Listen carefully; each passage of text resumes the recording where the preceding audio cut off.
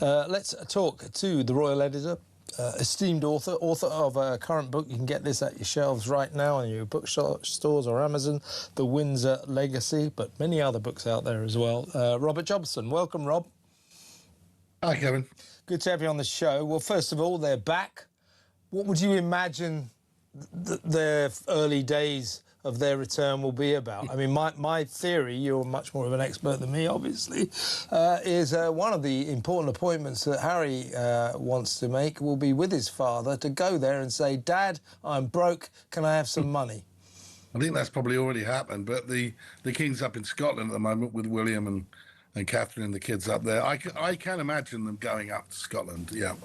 When William and Catherine are out the way and they've gone on their travels, I think that Harry and the kids and Meghan will probably go up to Scotland at some stage. They're going to settle their house. That's a busy time for them. They're going to sort the kids out in school. Again, a situation they're going to work on. But I mean, it's quite interesting, you know, that the spokesman for Harry and Meghan saying, oh no, their arrival's a private matter and they wouldn't talk about it for security. Yet the ones that are on side in the WhatsApp group are all there ready to taking the picture. We all know that the media will play the game because, you know, if you're going to get certain advantages, other papers are going to, you know, do the story, which is fair enough. That's what, you know, don't shoot the messenger. But I find it all really hypocritical, them arriving on a private jet, costing God knows how much, you know, 9,000 an hour or something. What is, I don't know. This is a guy who's an eco-warrior telling everyone else, you know, not to fly. And here he is flying on a private jet to Birmingham. It's just, you know, whoever, I mean, these people are beyond advising, but, you know, that's not a great look, is it? Particularly when I think the Wales kids, and they flew up on a budget airline. You know, I know that's a bit of a gimmick as well in a way, but, you know, you just play the game a little bit. You know, this is an eco-warrior that lectures everybody else about how to behave and just flies in a private jet. And he's a representative of a travel company, an eco-travel company in Exactly. California that promotes the idea of ethical travel, you know, how to get around the world without damaging the environment. And not high on their list of priority travel methods is private jets. Private jets are the worst possible damagers of the environment. Well, it's just this opening gambit, isn't it? Yeah. Isn't it, really, Kevin? I mean, I remember when Diana went solo, you know, at least she tried to give the impression that she was doing it the right way. She booked economy, but I mean, British Airways then logged, you know, the whole sections of the whole economy bubble off for her. Yeah, but the reality was, it was, you know, at least though she was trying to give that impression. Harry's just cocking the snook. I mean, and I think as it's easy for people to advise the half in, half out thing still stands. There's been no official statements from the palace. Anything that's been done has been done in whispers and WhatsApps and deniability, not a source, not a palace source.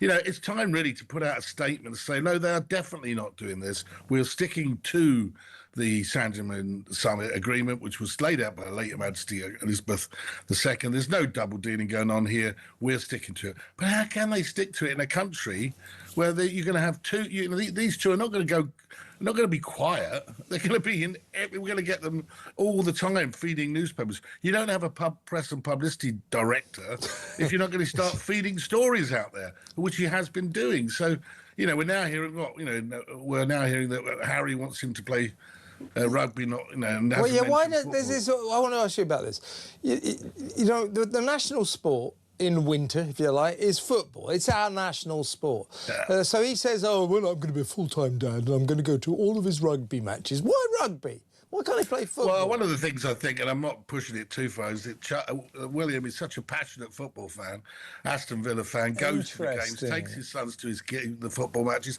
and is the big boss of the FA. So, you know, Harry, before he was left, was involved in England rugby. Maybe he's trying to sort of angle that for himself as well. We're seeing, but this is all too fast and all too coordinated for my liking. I mean, we're led to believe this has all happened, you know, on a whim. On a whim and a prayer, as they say. But yeah. It hasn't, has it? I mean, the King was told what? A few days ago. We're told last Sunday. I'm not sure. I'm not sure. That. I mean, the fact is, nor am I. You've now got Privy Councillors like Lord Blunkett, ex-Home Secretary, Dame Emily Thornberry saying that Harry's a hero. Well, there's a lot of here. He served, and he served well, but there are a lot. In that case, there's a lot of heroes out there. Exactly Of course, right. there are. Exactly right. It did his duty. And they all don't get protection. And Lord Blunkett is turning around and saying, well, he can get a little, there's a way around it. Both privy councillors who've sworn allegiance to the king, and I've got no problem with the king here. I think the king's been put between a rock and a hard place. There is something deeply revealing about the reaction to Prince Harry and Meghan Markle's return to Britain.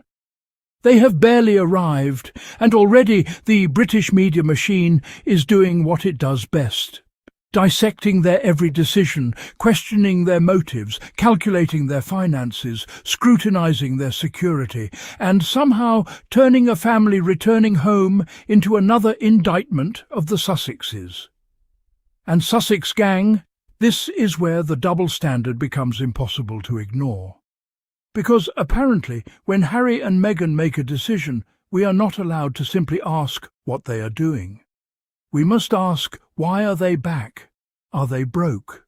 Are they looking for money? Are they trying to get security?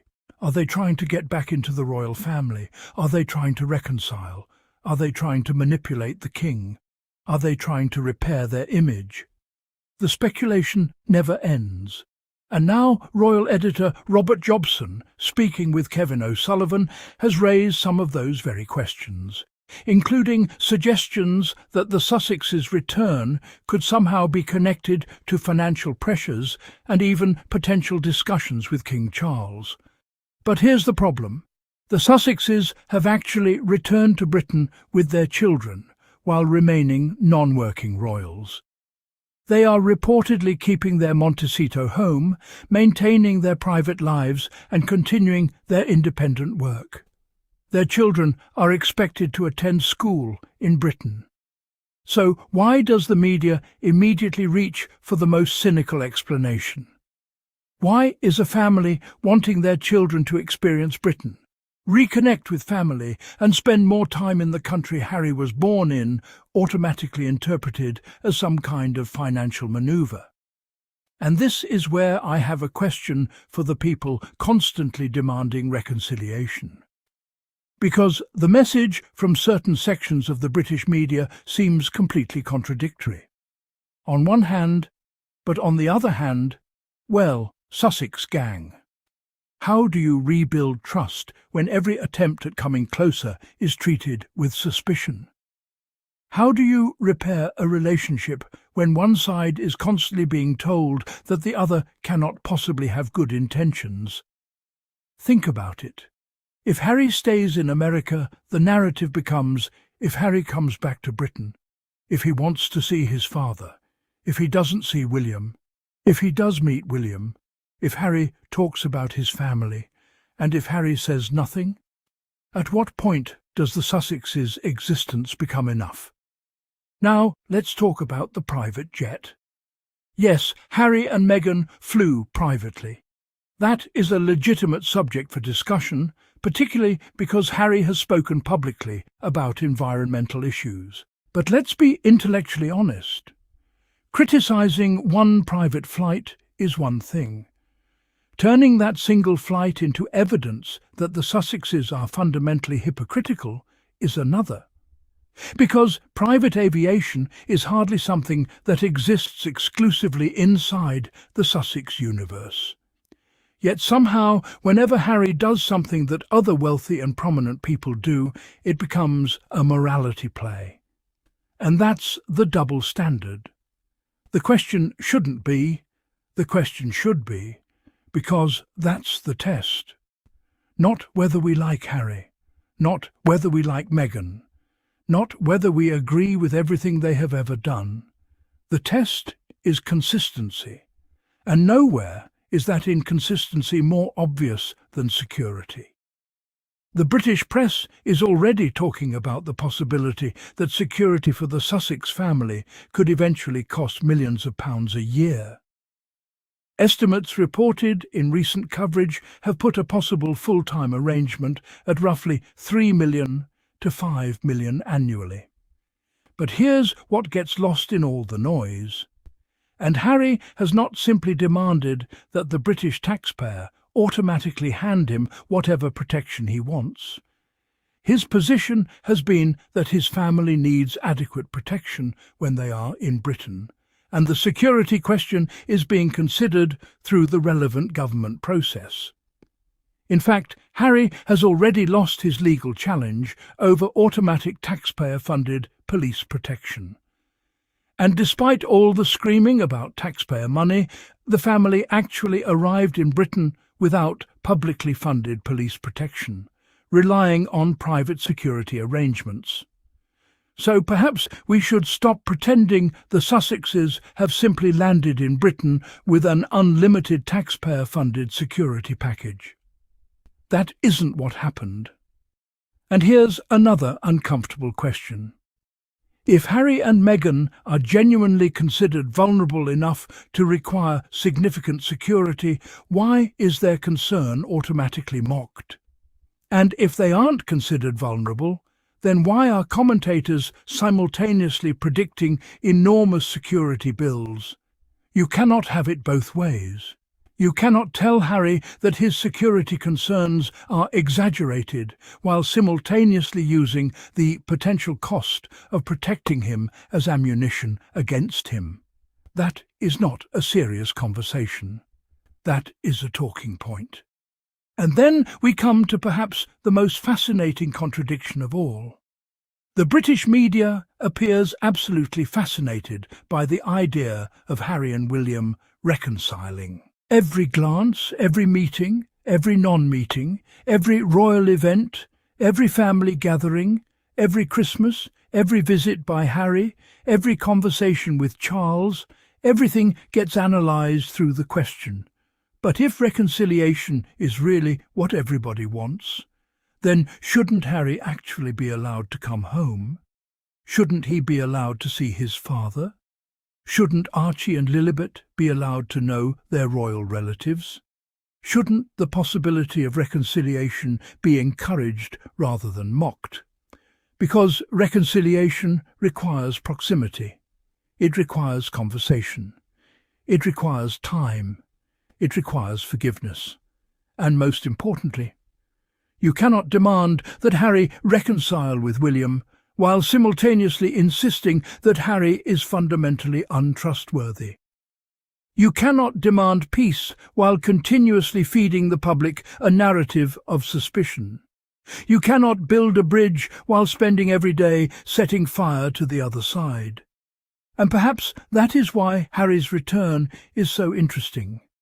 Because despite everything that has happened, despite the years of headlines, lawsuits, interviews, documentaries and family tension, and he's back with his wife and children. He's not returning as a working royal. He's not moving into a royal residence. He's not demanding a title upgrade. He's not announcing a return to official royal duties. He is simply rebuilding a life in a country that is, after all, his home.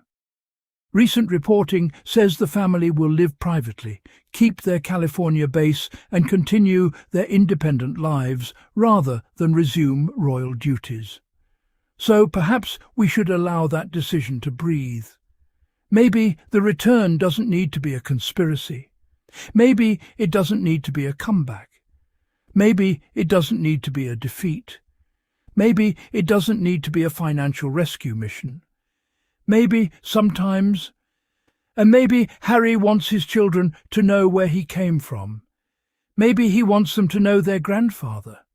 Maybe he wants them to experience Britain for themselves. Maybe he wants to continue his charitable work. Maybe he simply misses home. And frankly, Sussex gang, shouldn't he be allowed to? The irony is that the same commentators who spent years saying Harry had turned his back on Britain are now furious that he has come back. That's the double standard. When he leaves, he's accused of abandoning his duty. When he returns, he's accused of having an ulterior motive. When he seeks independence, he's called selfish. When he reconnects with Britain, he's called opportunistic. When he wants privacy, he's accused of hiding. When he speaks publicly, he's accused of exploiting his family. because it increasingly looks like nothing would. And perhaps that is the point we should remember. Harry and Meghan don't have to convince every commentator. They don't have to win over every newspaper columnist. They don't have to satisfy every royal expert. They have to live their lives. And if reconciliation with the royal family is genuinely possible, then let it happen privately. Let Harry and William decide what their relationship looks like. Let Charles be a father. Let Harry be a son. Let William be a brother. And let Archie and Lilibet simply be children. Because if we genuinely want these brothers to reconcile, perhaps the first thing we need to stop doing is demanding that Harry prove his worthiness every single time he walks through the door. You cannot tell someone, and then, the moment they do, shout, "That isn't reconciliation. That's suspicion dressed up as concern." So yes, question the Sussexes when there are legitimate questions. But apply the same standard to everyone. Question the private jet, but question private jets consistently. Question security costs, but discuss the actual security process and the risks honestly. Question family relationships, but don't pretend reconciliation can happen without giving people the opportunity to reconcile. And above all, because maybe the biggest story isn't that Harry and Meghan are back. Maybe the biggest story is that after 6 years, after everything that has happened, Harry still wants a relationship with his home country and his family. And perhaps, just perhaps, that's something worth encouraging rather than attacking. What do you think, Sussex gang? Are we witnessing genuine double standards when it comes to Harry and Meghan, particularly over the private jet, security, and the constant suspicion surrounding their motives? And if the media really wants Harry and William to reconcile, shouldn't Harry actually be given the space and opportunity to rebuild that relationship? Let me know in the comments. And if you believe the Sussexes deserve to be judged by the same standards as everyone else, make sure you subscribe to the channel, turn on notifications, and share this video with someone who needs to hear this conversation. Until next time, Sussex gang, stay informed, stay sharp, and never stop questioning the narrative.